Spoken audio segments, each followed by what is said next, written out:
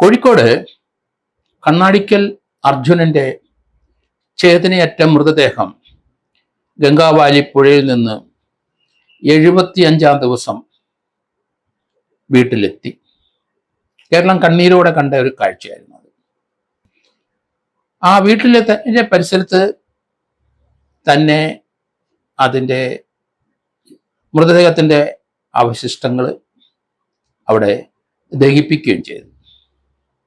അർജുനന്റെ ഭാര്യ കൃഷ്ണപ്രിയയുടെ വിലാപം നമ്മൾ കണ്ടു. അമ്മ ഷീലയുടെ വിലാപം നമ്മൾ കണ്ടു. ആ കുടുംബത്തിലെ ഓരോ അംഗങ്ങളെയും നമുക്കറിയാം. കഴിഞ്ഞ ദിവസം ഒരു പ്രസ് കോൺഫറൻസ് ഞാൻ കാണാനിടയായി. അർജുനന്റെ കുടുംബക്കാര് എല്ലാവരും ആ പ്രസ് കോൺഫറൻസിൽ പങ്കെടുക്കുകയുണ്ടായി. അവർ മനാഫിനും ആ വാഹനത്തിന്റെ ഉടമ മനാഫിനും അതുപോലെ തന്നെ ഈശ്വർ മാൽവയ്ക്കും എതിരായി പറയുന്നത് കേട്ടു. എന്തായാലും അത് വലിയ വിവാദമായി. സോഷ്യൽ മീഡിയ ഇതെല്ലാം ഏറ്റെടുത്തു. ഏതായാലും ഈ സങ്കടകരമായ ആ കുടുംബത്തിൻ്റെ അവസ്ഥ മുതലെടുക്കാൻ അവരെ കൊണ്ട് പ്രസ് കോൺഫറൻസ് നടത്തിച്ച ചില വ്യക്തികളുണ്ട്.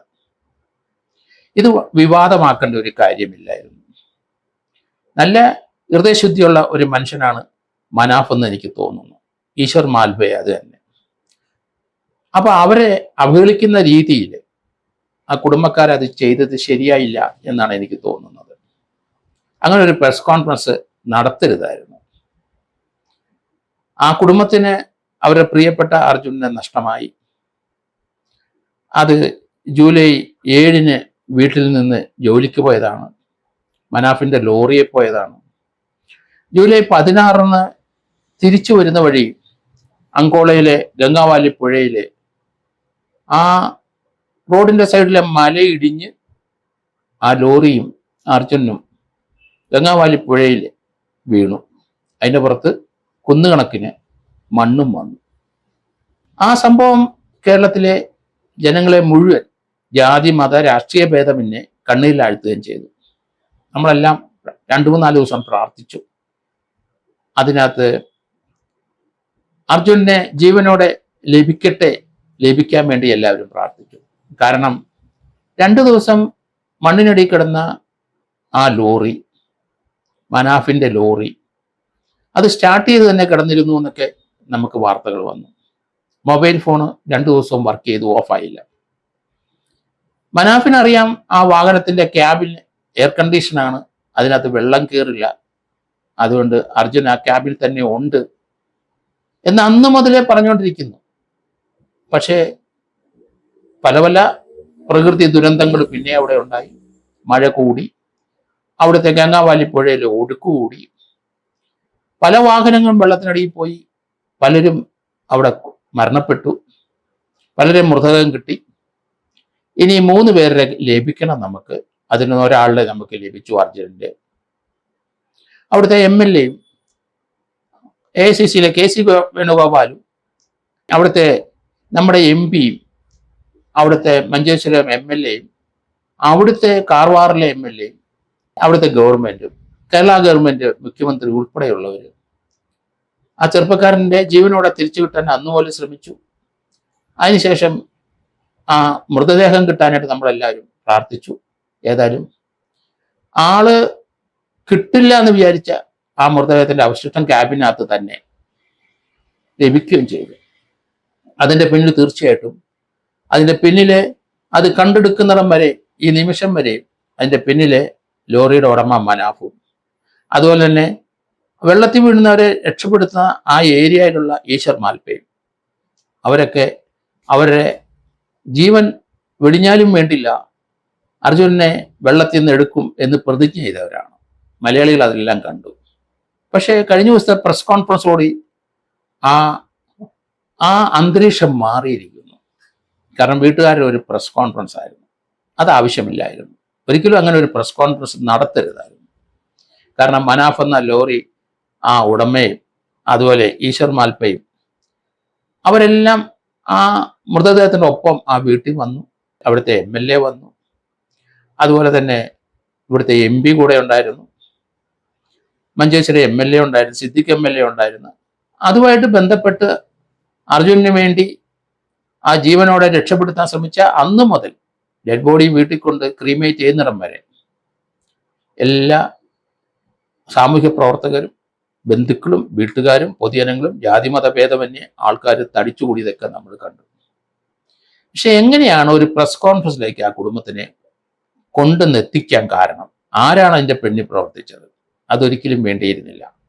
അതുവരെ പ്ലാൻഡ് ആയിരുന്നു. അത് തീർച്ചയായിട്ടും അത് വളരെ ഹൃദയഭേദകമായ ഒരു പ്രസ് കോൺഫറൻസ് തന്നെയായിരുന്നു. അതൊരിക്കലും നടത്താൻ പാടില്ല. കേരള ഗവൺമെൻറ് തീർച്ചയായിട്ടും ആ പെൺകുട്ടിക്ക്, കൃഷ്ണപ്രിയയ്ക്ക് ഒരു ജോലി തരപ്പെടുത്തി. അർജുനൻ്റെ ഒരു കുഞ്ഞു കൊച്ചുണ്ട്. ആ ചെറുപ്പക്കാരിയായ ഭാര്യയും അതുപോലെ കുട്ടിയും ജീവിക്കണം, മുന്നോട്ട് അവർക്ക് ബുദ്ധിമുട്ടില്ലാതെ മുന്നോട്ട് പോകണം. അതുകൊണ്ട് ആ കുട്ടിക്ക് ഒരു ജോലി കേരള ഗവൺമെൻറ് മുഖ്യമന്ത്രി പിണറായി വിജയൻ്റെ അദ്ദേഹത്തിന് അങ്ങനെ ഒരു ജോലി കൊടുക്കാൻ ഗവൺമെൻറ് തീരുമാനമെടുത്തു. അങ്ങനെ ആ കുടുംബത്തിനെ കരപിടിച്ച് ഉയർത്താനുള്ള എല്ലാ കാര്യങ്ങളും ഗവൺമെൻറ് ഭാഗത്ത് ചെയ്തു. അതുപോലെ അവർക്ക് വലിയ ബുദ്ധിമുട്ടില്ല എന്ന് അവരുടെ പ്രസ് കോൺഫറൻസിൽ പറയുന്നു. എങ്ങനെയാണ് അവരുടെ മനസ്സ് മാറിയത്? ആരാണ് ഇതിൻ്റെ പിന്നിൽ പ്രവർത്തിച്ചത്? ഏതായാലും മനാഫ് എന്ന ആ വ്യക്തിയുടെ ഇന്നലത്തെ പ്രസ് കോൺഫറൻസ് കണ്ടു. കൗണ്ടറായിട്ടൊരു പ്രസ് കോൺഫറൻസ് നടത്തി. അദ്ദേഹത്തിൻ്റെ വേദനയൊക്കെ നമ്മൾ കണ്ടു. അദ്ദേഹത്തിൻ്റെ മനസ്സ് ഇന്നും മാറിയിട്ടില്ല. ഒരു മകനെ പോലെ തന്നെയാണ് അർജുനെ കാണുന്നത്. ആ കുടുംബത്തിൻ്റെ ദുര്യോഗത്തിലും അതീവ ദുഃഖമുണ്ട്. അദ്ദേഹത്തിന് തീർച്ചയായും ഭീമമായ ഒരു നഷ്ടം വന്നിട്ടുണ്ട്. അത് അർജുനന്റെ നഷ്ടം മാത്രമല്ല, അദ്ദേഹത്തിന് സാമ്പത്തികമായി തകർക്കുന്നതാണ്. ആ ലോറിയുടെ ആ കോമ്പൻസേഷൻ പണം കിട്ടിയെങ്കിൽ അങ്ങേർക്ക് സർവൈവ് ചെയ്യാൻ പറ്റുള്ളൂ. ഏതായാലും വീട്ടുകാർ നടത്തിയ പ്രസ് കോൺഫറൻസ് കൊണ്ടൊന്നും അദ്ദേഹം അതിൽ നിന്ന് പിന്മാറില്ല. അർജുനും അർജുൻ്റെ കുടുംബവും എന്നും എൻ്റെ മനസ്സിലുണ്ടാവും. എന്നെ അവർ കേസ് കൊടുത്ത് കേസ് ശിക്ഷിപ്പിച്ചാലും, ഞാൻ ജയിലിൽ കിടന്നാലും ഞാൻ അവരുടെ ഒപ്പം ഉണ്ടാവും എന്ന് പറഞ്ഞത് തീർച്ചയായിട്ടും നമ്മൾ അപ്രീഷിയേറ്റ് ചെയ്യണം. വളരെ വിശാല ഹൃദയമുള്ള ഒരു വ്യക്തി തന്നെയാണ് മനാഫ്. അയാളുടെ ഒപ്പം നിൽക്കുന്ന ഈശ്വർ മാൽപ്പയും. കാരണം സ്വന്തം ജീവനെ ഒരു തൃണവൽക്കണിച്ച് അദ്ദേഹം വെള്ളത്തിനടിയിൽ ഊർന്നിട്ട് പോയി അർജുനന്റെ മൃതദേഹം എടുക്കാൻ ശ്രമിക്കുന്ന കാഴ്ചയൊക്കെ നമ്മൾ കണ്ടു.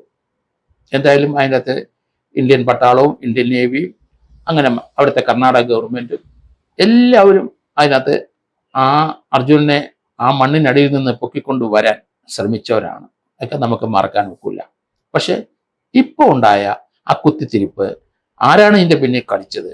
അതൊരിക്കലും ശരിയായില്ല. ആ കുടുംബത്തിനെ ഇങ്ങനെ ഒരു പ്രസ് കോൺഫറൻസിൽ കൊണ്ടുവരാൻ പാടില്ലായിരുന്നു. അതുകൊണ്ട് തന്നെയാണ് മനാഫ് ഏതായാലും കൗണ്ടറായിട്ട് ഒരു പ്രസ് കോൺഫറൻസ് നടത്തി. അതിനകത്ത് അദ്ദേഹത്തിൻ്റെ ദുഃഖം, പ്രയാസങ്ങളൊക്കെ പറയുന്നത് നമ്മൾ കേട്ടു. വളരെ വിശാല ഹൃദയമുള്ള ഒരു വ്യക്തി തന്നെയാണ് മനാഫ്. നല്ല ഇരുത്തം വന്ന സംസാരം നമ്മൾ കേട്ടു. കാരണം ഒരു മനുഷ്യൻ എങ്ങനെയായിരിക്കണം എന്നുള്ള കാര്യത്തിലെ 2 ഉദാഹരണങ്ങളാണ് മനാഫും അതുപോലെ തന്നെ ഈശ്വർ മാൽപ്പയും. അവിടുത്തെ MLAയും അതുപോലെ തന്നെ അത് അറിയിക്കുന്നു. കാരണം എത്രയോ പ്രാവശ്യം അദ്ദേഹം ചാനലിൽ കൂടെ വന്നിരിക്കുന്നു. അദ്ദേഹത്തിൻ്റെ ബുദ്ധിമുട്ടുകൾ, എല്ലാ ഭാഗത്തുള്ള പ്രഷർ, സമ്മർദ്ദം എല്ലാം ഏറ്റ് അതൊക്കെ അതിജീവിച്ചു. അതുപോലെ KC വേണുഗോപാല്, മുഖ്യമന്ത്രി, നമ്മുടെ മുഖ്യമന്ത്രി, കർണാടക മുഖ്യമന്ത്രി, MP-മാര് എല്ലാവരും ഇടപെട്ട ആ ഒരു പ്രശ്നം ഇതുപോലെ മോശമായി വഷളാക്കി കൊണ്ടുവന്നത് ആ വീട്ടുകാർക്ക് ഉത്തരവാദിത്വം ഉണ്ട് എന്നാണ് ഞാൻ കരുതുന്നത്. ഏതായാലും ശരിയായില്ല.